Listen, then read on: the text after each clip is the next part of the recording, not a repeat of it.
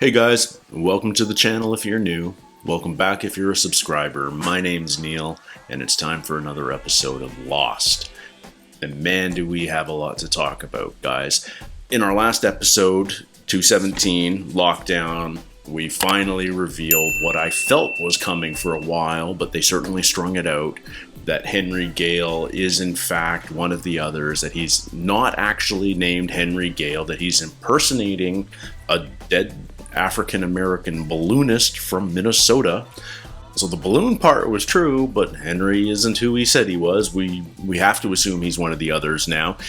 No idea what our survivors are going to do with Henry at this point, but I presume that that's going to be a major story point in this upcoming episode. Before we start hypothesizing about what that might entail, I wanted to revisit one of the things I've been tracking as I watch the show is all the books that appear. And I've been taking notes on that continually, but I haven't talked about them for a while. So let's go back to episode 13 from this season, The Long Con.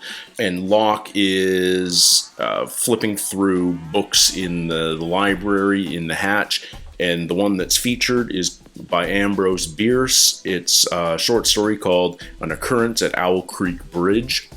I don't know this story, but I did a little bit of research. The things that make it notable: it's got an irregular time sequence. It isn't a sequential story, and it has a twist ending. It takes place during the Civil War. A man who is being hung at a bridge. In the moment before he's hung, he visualized a miraculous escape where he falls into the river and is on the run from enemy soldiers. He runs into the forest, he hears whispers, he hallucinates, things we're very familiar with here on Lost. And it turns out that the entire escape was a bit of was his imagination. He died. It all occurred in the moment before death as he hung. And it really makes me think how real this show is. Is this some sort of... Is what's happening on the island some sort of collective hallucination in that microsecond before death that occurs when the plane crashes? Is this all in our survivors' heads? Is this a version of life flashing before your eyes? That, you know, that trope that the moment before you die, everything that's happened before you flashes before your eyes. Well, maybe an alternate future flashes before your eyes instead. Maybe they're all dead. Maybe this is... I mean, it's such a surreal world. Would that really surprise you that this is all hallucinated, all imagined? You know, this is clearly a world... If we're to believe that when they left Australia, when they lived in Los Angeles, these characters lived normal lives, is it crazy for us to believe that now that we're in a world that includes supernatural creatures, mystical powers, all of these sorts of things, that world doesn't really exist, that it just exists in characters' minds? Something to think about. And I genuinely wonder whether the writers of the show actually know how this all ends up at this point. I know that they have a multi-year plan, but I wonder how locked in and written in stone it was. You know, did they consider taking it in a different direction at any point? Other books that have appeared in the last few episodes. The Brothers Karamazov. Locke gave that to Gale while he was captive in the vault. I don't know much about Dostoevsky or this book. I was never big into Russian literature. Basically what I know is what Locke told him about Dostoevsky and Hemingway. That was a very interesting dichotomy, and Hemingway was always jealous of Dostoevsky. Does that parallel I think that obviously parallels the Locke-Jack dichotomy. You know, Locke always lived a simple, unfulfilled life, and yet he always felt like he had a greater purpose. And Jack, in many ways, is the realization of that. Here's a man who's fully achieved everything. He's achieved that purpose. He's highly educated. He's highly skilled. He's highly successful. He's everything that Locke wishes he was. They're both very capable, but maybe there really is that jealousy at some level, that Locke is jealous of Jack. I'm in the next few episodes, as I watch that relationship develop even further, I'm going to keep that in mind and see if that sort of meshes with what's actually appearing on screen. And then there's a book called Lancelot by Walker Percy. I haven't researched what that's about yet, but that is Sawyer's latest read. Interesting. I mean, I know Lancelot was associated with King Arthur and the Knights of the Round Table and the epitome of the classic noble knight. It's very much not who Sawyer is. Sawyer's out for his own, always looking out for himself. He's duplicitous. He's everything that the classic stereotype of a noble knight is not. So I thought that was interesting that he was reading that. And the last book that's appeared is a manuscript. And again, we're going back to episode 13 when Hurley and Saeed were on the beach about to listen to the oldies radio. Hurley had found this script in the luggage, and it's a book, presumably not it looks thicker than a television or movie script. I've worked in the industry long enough to know approximately how thick those are. This was a pretty hefty manuscript. It's called Bad Twin, and it's written by Gary Trout. Interestingly enough, it's already copyrighted by a publishing house, which means he's theoretically an established writer, and it's copyrighted 2001, which is a little bit weird considering the crash happened in 2004. So it hasn't been published yet, but it has been owned. It is property of a publishing house, so what's the 3-year delay? Anyway, that's interesting. But a thing I do whenever I see a new character name now is I play around with anagrams. Ever since Ethan Rom, that's the thing I do now. I tried to make something out of Henry Gale and really couldn't get anywhere. But when you do Gary Trout, you get Purgatory. And this kind of crystallizes a lot of thoughts I've kind of been toying with. I forget how far back I mentioned this, but I was like, Australia felt like hell for a lot of people. And they were on a trip from hell to Los Angeles, the city of angels, even though in reality LA isn't heaven by any means. Anyone who's ever been there knows that. It is the city of angels, and therefore it symbolizes heaven, and it's what a lot of people aspire to, even if it's not necessarily what you expect it to be when you get there. And so if you're on a trip from hell to heaven, and you disappear somewhere on the way, Purgatory is the obvious step. I feel like I need to start reading my Dante and the Divine Comedies to sort of brush up on the narrative of Purgatory, because I know Purgatory as a concept only exists in certain branches of Christianity. Not every Christian religion believes in the concept of Purgatory. It's a very divisive idea. But what I do know about it is it's where you basically go before you go to heaven or hell, and it's where the decision is made, basically. It's a test. And we've talked about how this island has given characters tests. Locke feels that he's been tested. Charlie feels like he's been tested. And whether other people feel like the island is really testing them or not, they certainly have been presented with some incredibly difficult challenges along the way. And maybe that is a way of the island testing them. Maybe the island is Purgatory. Maybe it's if I'm right about this whole hallucination being in the characters' minds, that they are just in that instant before death, then maybe what we're watching is really the test of where their souls go. It would obviously explain why they haven't been rescued, why they have no contact with the outside world. What doesn't mesh with that theory in my mind is the whole Dharma Initiative part of it. Quick tangent. It also really explains, like, remember the first night with the tailies?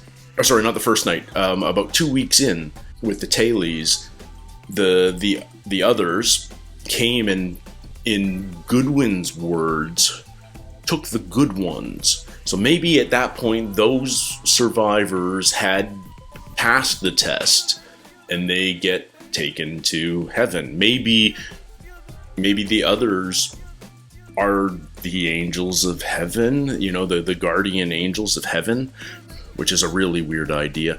But the Dharma Initiative feels like, I'm not sure how it fits into the narrative exactly, of the island being purgatory. It feels like a giant red herring if that's in fact the case, but who knows, more information may come. I might be on a complete wild goose chase here, but it's just kind of where my mind's been going in the last number of days. Yeah, is the island purgatory? I don't know. Let's just sit with that for a little bit. I have many more thoughts, but let's parse them out over the next couple of episodes. So let's dig into episode 18. This one is called Dave, and I'm purposely avoiding thumbnails and descriptions on Disney Plus as best I can, so I know nothing about it other than that it's called Dave. So yeah, let's see what happens in this one, folks. Isn't this nice? I kind of prefer breathing. Aww. Come on, Look you're at these two doing hanging great. out together. You know, exercise is addictive. I can see why. Don't be so hard on yourself. It's not gonna happen overnight. It's not my metabolism. I'm sick. What? Hurley. What's wrong? Never mind. No, Hurley. no. Tell us, Hurley. You can trust me. But it's bad. Is this more bad luck?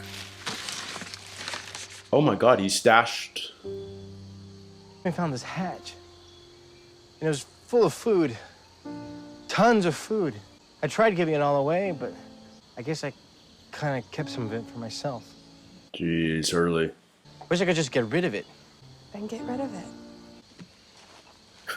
I love that they keep going back to the ranch composite. change? It feels like very important ingredient now.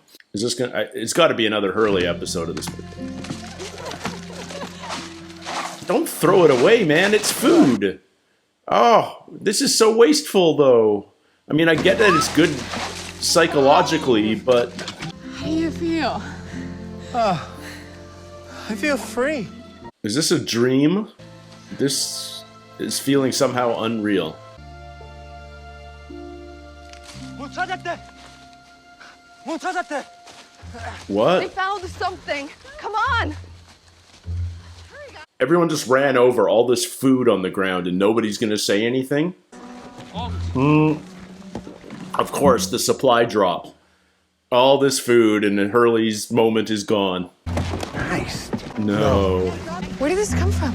The sky. No way! Hey, hey. Stop, man! Take it easy! Shouldn't we let someone a little bit more trustworthy take care of this? Like you, baby napper? No. Like Hurley. Oh, Why not Hurley? no. He's done it before. He could do it again. No. No way. No, not again. No. Okay, hey, guys, how about no one's in charge, okay? Savages about it. We can do it any way you want. Whoa, who's he? We don't know who... I recognize his face, though. Where do I know him from? Is he the agent from Californication? Is that where I know him from, or...? I think it is. He looks... Oh, he's another mental patient. Hurley must know him from his psych days. Hurley episodes always are so different from everything else. I thought we were going to get a Libby episode for a moment there at the beginning, but it's obviously another Hurley episode. The slipper's real?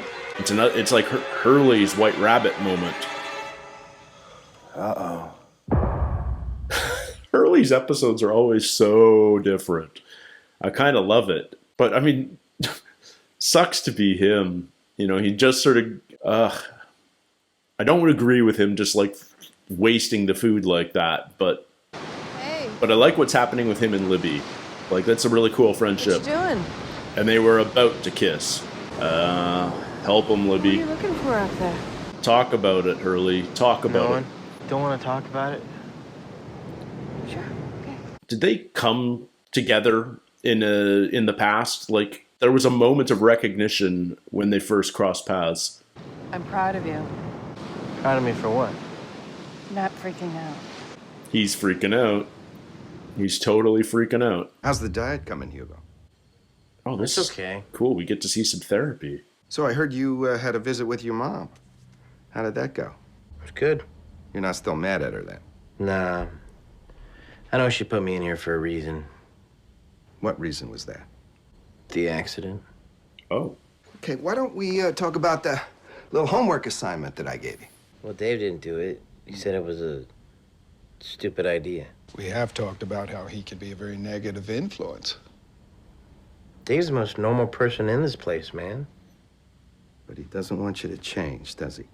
Is Dave like Hurley's imaginary friend? Does he actually exist? You want the gay man? Go for it. Something tells me no one will care. Yeah, I think this is going to be a Bruce Willis Sixth Sense kind of thing where we're supposed to realize at the very end that he doesn't exist. Fantastic. Hey, it's taco night, dude. Let's blow this pop stand. Brooke said you're like negative. Well, duh. Is that quack getting inside your head, man? Do not let him. Noche de tacos, amigo. I wonder if we're ever going to find out why he calls himself Hurley, because everyone in his flashback calls him Hugo. Is it broken? Without an x-ray, you're gonna just have to do with my best guess. How you holding up? Depends on Jack's best guess. There's a small fracture. You're gonna have to keep off it a couple of weeks. There's a wheelchair back at the camp. Yeah, he definitely doesn't want to go back in a wheelchair, does he? He could have escaped. Good to see Jack Bender Sorry? directing again. Henry. He didn't come back to help you, John. He came back because he thought his story was gonna check out. Oh, we got him strung up.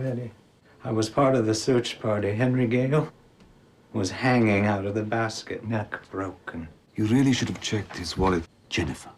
Well, you were right. Crossing the Pacific isn't easy. I'm hiking to one of the beaches to start a signal fire. Mm-hmm. But if you're reading this, I guess I didn't make it. Give up, man. So tell me, how did Henry Gale write a note to his wife with a broken neck? You don't understand. How did you know his wife's name? Did you interrogate him? If I tell you about them, you have no idea what he'll do. The guy with the beard. Him? He's no one. You have 3 seconds to answer my question. How many of you are there? 1. He'll kill me! I'll kill you. 2. Saeed! This is good, bad cop, good cop. What happened? He's a liar! It's fine. Just get him out of here. Good cop, bad cop. I've got it covered, John. John's feeling useless again. Shut up. Yeah. What do they do with him now? He's sticking to a story of... Where did they get a saw? Hey, Well, I guess maybe there was one in the hatch. I noticed but you were building something. Why don't you help me? It's a Starbucks. What's the other white thing on the ground? Look down, Hurley.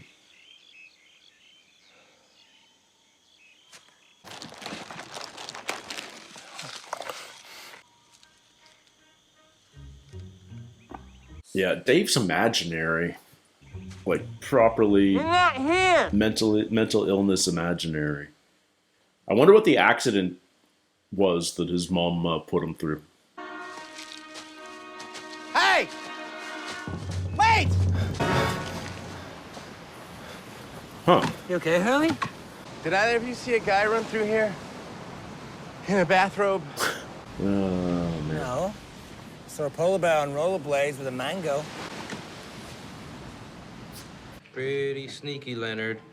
Using those magic numbers of yours as a psych out, aren't you, man? Dude, that's celery. Celery is not a snack. Leonard's got graham crackers, man. You should snag one. He won't notice. Hey, Hugo. Here's your meds. You want to get out of here with me? Don't take the horse tranquilizer. Dave's the little devil on his shoulder. Dr. Brooks. Devil Dave. Brooks does not care about you, man. Hugo, something wrong with your meds there? No. Me and Dave were just, talking. Well, there, Dave.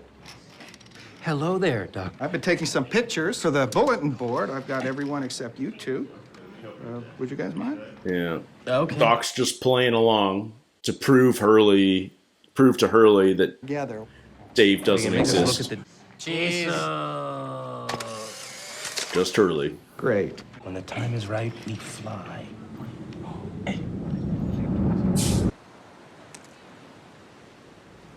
You got it twisted. Well, that's what I get for not going to the expert in the first place. Don't throw it away. For a deep dish. I'm kind of looking for something. I got enough food now to open a chain of mini marts. Clonazepam? Hey, you think Saeed needs a job? Geez, racist much there, Sawyer? Well, I sort of need some medicine. It's called clonazepam. What the hell's that? Antipsychotic. For when you're seeing things. Man, Hurley, I don't think you should be admitting this to Sawyer. Stuff you see him. Maybe like a bald guy in a bathrobe. You mean like that guy there? Sawyer's a dick. Gotcha. What a dick. Good for Hurley. Sawyer needed that. Sawyer frickin' needed that. Barber! Jabba! Stay puff! 안 되겠다. 가서 도와줘. I love that everyone's just like, yes, beat Sawyer up. Get off me! Everyone's just kind of smiling. You're crazy! Yeah, not crazy. don't call him that. Don't call him that. I'm not crazy. Oh, man. You look like you got your ass kicked. Don't you got an adventure to get to? Why would Hurley, of all I people... got no idea. I didn't do nothing. Bullshit. Just hulked out on me. You okay? What happened with Sawyer? I don't want to talk about it. I'm gonna need a lot of protein where I'm going. Where are you going? Back to the caves. Hurley, you don't have to do this. You can't help me. No one can. Poor Hurley. Eternal bad luck.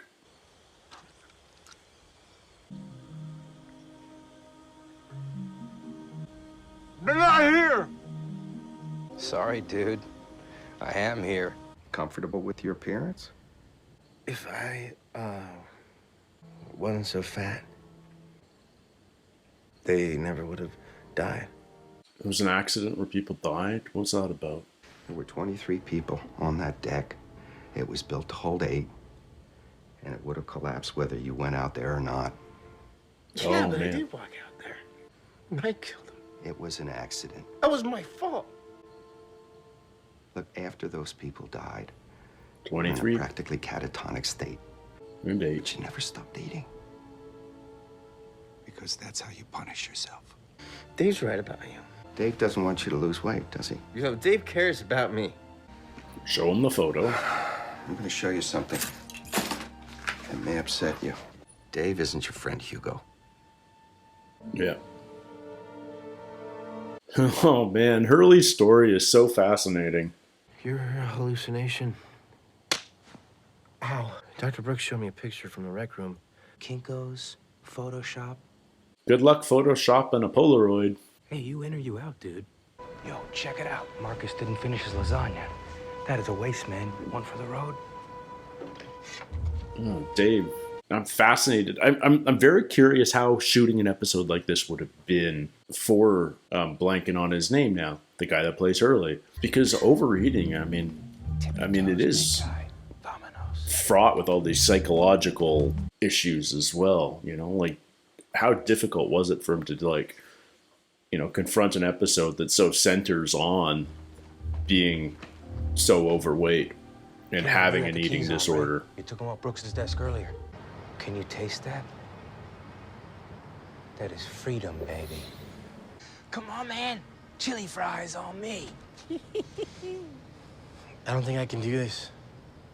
Look, you don't want me to get better. You don't want me to change. You don't need to change, man. You are fine. You're great. No, I'm not. You wouldn't care if I ate myself to death. Do not do this, man. If you don't come with me right now, you will never get out of here. Right now, Hurley's almost okay with that idea. That's what you call a breakthrough. He needs to do it again. Needs to somehow dispose of him again. You remember that night you closed that window on me? Mm-hmm. You remember what you did after that night? Yeah. I realized you were imaginary. That was a breakthrough. Yeah. And I went home to live with my mom, and I got better. Okay. You're still at Santa Rosa, man. Oh, Dave's evil. You never left the hospital. All this? But I can see why Hurley's mind would go there. This island? It's messed up. That peanut butter, none of it's real, man. No. I had my mom, my friend Johnny. There's a really good Buffy I the won the Vampire lottery. Slayer just like this. Exact same What numbers did you concept. Leonard's numbers, right? From the hospital? What a coincidence. You, seen him around anywhere else? play? The hatch. Bingo! But I got better. I changed. Changed? What, are you kidding me? Take a look at yourself. I've been exercising. Libby says it won't happen overnight. Right, Livy. The mega cute blonde chick, and who just happens to have the hots for you. I mean, Dave's talking sense, but it's evil sense. So this is all in my brain? Every rock, every tree frog. I'm part of your subconscious, man. All the people on this island are. What part of me are you? The id. I'm the party that wants to wake up, man. Oh man, this is so weird. This is it, dude. This is where you wake up? Oh. The answer to all your problems. Make him commit suicide. Of course, but terrible. I'll just wake up? In the That's hospital. Seen another life, Hurley. Seeing another life, that's a Desmond line. I want to talk to him. I don't think that's on today's program. Well, all due respect, Aunt Lucia, but I don't care what you think.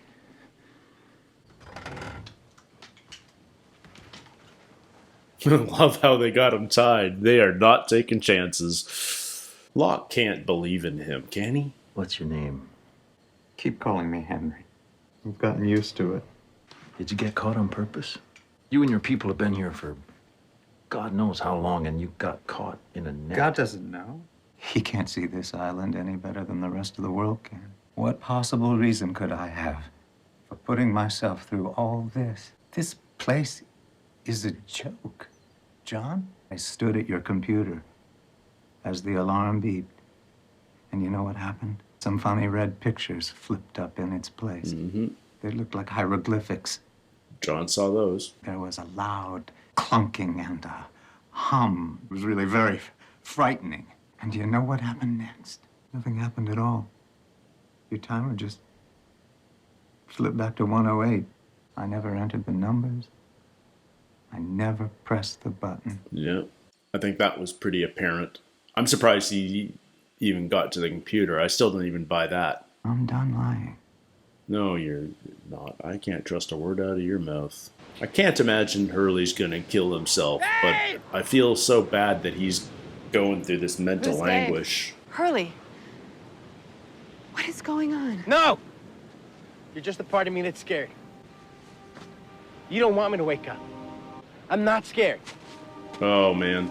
Okay, this isn't like you. Like me? You don't know me. Yeah, but did you know I'm so fat that I killed 2 people? And that I have an imaginary friend? This isn't real life. In real life, no girl like you would ever like me. You remember when I said I knew you from somewhere? Mm-hmm. Well, maybe it's because I made you up. Echo brought a man with a broken leg to me for help. What was his name? I don't know. You know why? Because it happened to me. She's His good. name was Donald, and I buried him. So don't tell me that that wasn't real. It's insulting. I am real. You're real. The way I feel about you, that's real.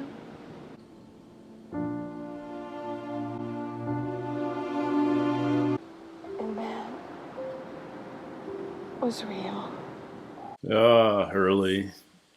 Poor man. Do you really think I can, change? Yeah, I do.